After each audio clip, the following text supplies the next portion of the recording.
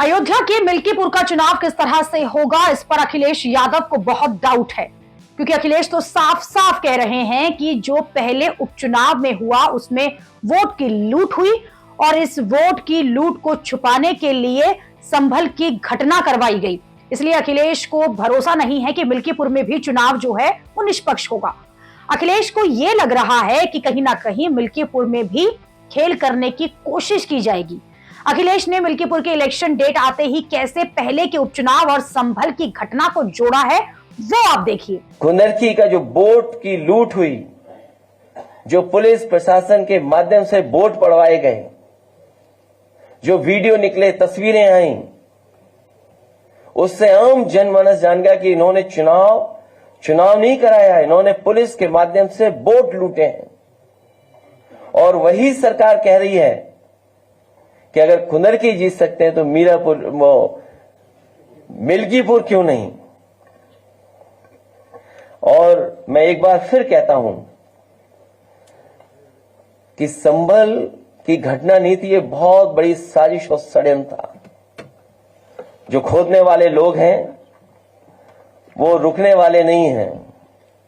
अभी हाल ही में इन्होंने आगरा में भी एक एएसआई की संरक्षित बिल्डिंग को गिराने का काम किया। और आगरा में जब जानकारी लोगों को हुई, समाजवादी पार्टी ने अपने तमाम प्लेटफॉर्म पे जब बात ये उठाई तो न केवल वो प्रोटेक्टेड बिल्डिंग को रोका गया, बल्कि जो तोड़ना चाहता था उसके पीछे टीम लगा करके भेज दिया गया है।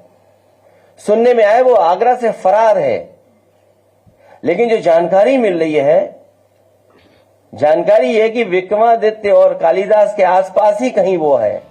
अखिलेश यादव ने संभल की घटना को साजिश बता दिया और ये आरोप लगा दिए कि जो लोग ये साजिश कर रहे हैं वो आगे भी इस तरह से जगह जगह साजिश करते रहेंगे। अखिलेश यादव ने संभल के सर्वे पर सवाल उठा दिए, क्योंकि सर्वे की जल्दबाजी की गई थी, दूसरे पक्ष को सुना नहीं गया, लेकिन इन्हें किसी बात से फर्क नहीं पड़ता। एक तरह की मनमानी है और अत्याचार चल रहा है। डेमोक्रेसी की बात करने वाले लोग और संविधान की बात करने वाले लोग वो जानते होंगे कि ये अनकॉन्स्टिट्यूशनल है कि जहां आप दूसरे पक्ष को सुन ही नहीं रहे हैं और ऑर्डर कर दे रहे हैं।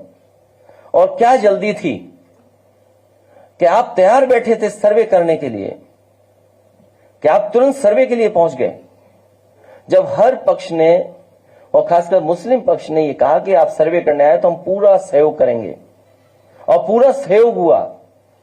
तो क्या वजह थी कि दोबारा फिर सर्वे करने के लिए जाना पड़ा उन्हें, और बिना सुने आप फैसला कर सुना रहे हैं। आप ये भारतीय जनता पार्टी के वो लोग हैं, आप इनका इतिहास उठा करके देख लो।